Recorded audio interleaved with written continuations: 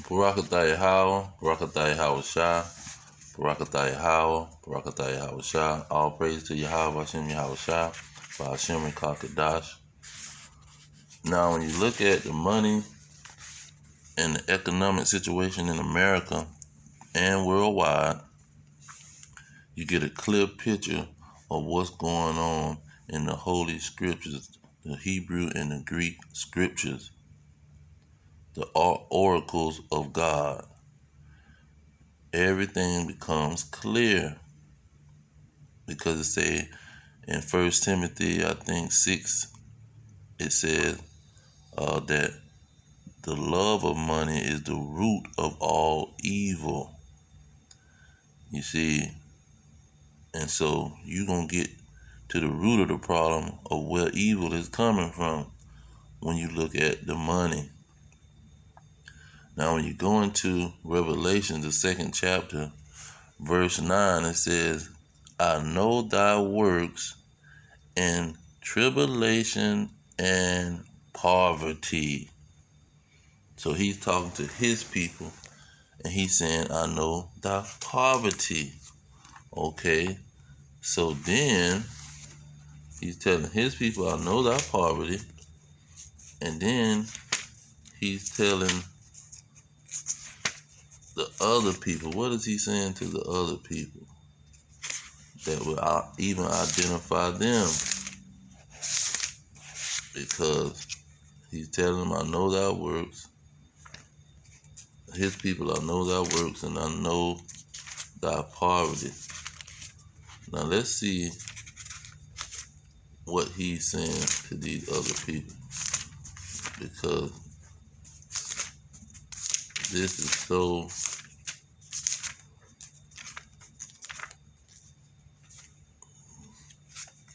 easy when you're looking at it. Bear with me, let me find this this chapter real quick. I'm working with a there it is. Spirit led me there. Okay, here we go. Here we go.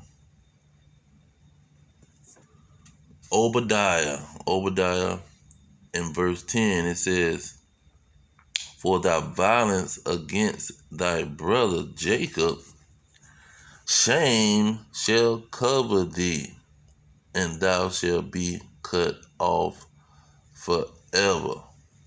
Now, why is shame covering these people? Why is shame covering them?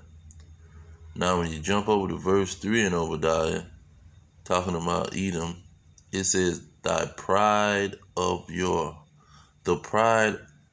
your mind have deceived you. Though you dwell in the clefts of the rocks, whose habitation is high, that said in his heart, who shall bring me down? So his power is so high, to a high level. His wealth is to a high level. And he's saying, who's going to bring him down to poverty? Who's going to bring him down where they can defeat him and take his power? Because his power is allowing him to give violence to Jacob. See, because with poverty comes violence and tribulation. That's why I say, I know thy works, thy tribulation, and thy poverty. Because with poverty comes tribulation, because you got people trying to rob and steal and kill, and you have no defense. That's what it talks about in Deuteronomy 28. They had no power in their hand. But let's get another verse on this poverty. What was the good news? Now, when you go to Luke chapter 4, verse 18, it says, the Spirit of the Lord is upon me, because he has anointed me to preach the gospel to the poor. Okay. So the gospel is to be preached to the poor. And who are the poor. Okay, it's a clear picture.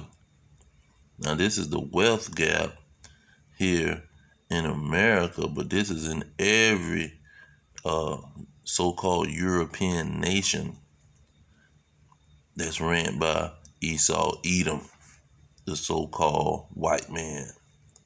Now, when you look at the Northern Kingdom, they call them Latinos. The Northern Kingdom are in poverty. The Southern Kingdom, they call them blacks. Judah, Benjamin, Levi, they are in gross poverty. And then you got Esau, Edom at the top of the barrel, because that goes back to the curses. The curses was specific. In Deuteronomy 28:44, it said, "He shall lend to you, and you shall not lend to him. He shall be the head, and thou shalt be the tail." See? And who is this he? Verse 49, "The Lord shall bring a nation against you from afar and from the end of the earth, as swift as the eagle flieth." That eagle goes back to 2 Ezra 11, and it's talking about the nation of Esau, Edom. See, they can lend to the nation of Israel, but the nation of Israel can't lend to them as a nation. They can give money to a bum sitting at 7-Eleven asking you to for some change. That's an Edomite in these last days. But as a nation, the nation of Judah, Benjamin, Levi ain't lending these dragons nothing. And the Northern Kingdom, the Latino, Mexican, Puerto Ricans, and Dominican, they not lending anything to these dragons. They are being borrowing from them, because we know they call it the 1%, meaning they're the 1% of the population of the world, and they own 99% of the wealth. 1%. They even robbing their own people, because I think their own people come up to 10% of the world's population. But 1% out of that 10% is owning 99% of the wealth. That shows you the gross wickedness that they pushing out. Plus, it's the reason the Lord say, "Shame shall cover thee," because it's a shameful thing for you to be hogging all the money. Let's go to this 1 Timothy, because I quoted it, but it's so relevant to the subject matter. 1 Timothy chapter 6, and let's see what verse 9. Let's start at verse 9 and say, "But they that will be rich fall into temptation and a snare, a trap, and into many foolish and hurtful lusts." See, that's that shame, which drown men in destruction and perdition. Verse 10, "For the love of money is the root of all evil, which while some covet after, they have erred from the faith and pierced themselves with many sorrows." You see, that's where the sorrow comes in. It's going to be shameful that you hogged all of this money. What the young rich man came to Yahushua, who they only called Jesus, and he told him to give his money to the poor and follow him.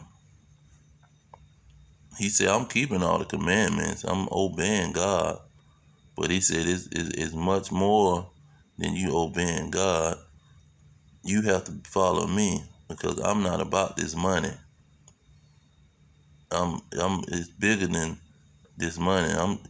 My goal is to tell the Israelites to prophesy against Esau, Edom, and tell them that this shameful wealth that they got is going to be taken away suddenly.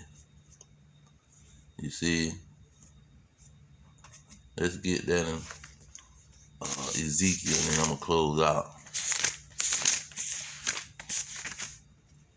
Ezekiel chapter 35. He said, moreover, the word of the Lord came unto me, saying, verse 2, Son of man, set thy face against Mount Seir. See, that's where Esau, Edom resided at, and that's what it represents.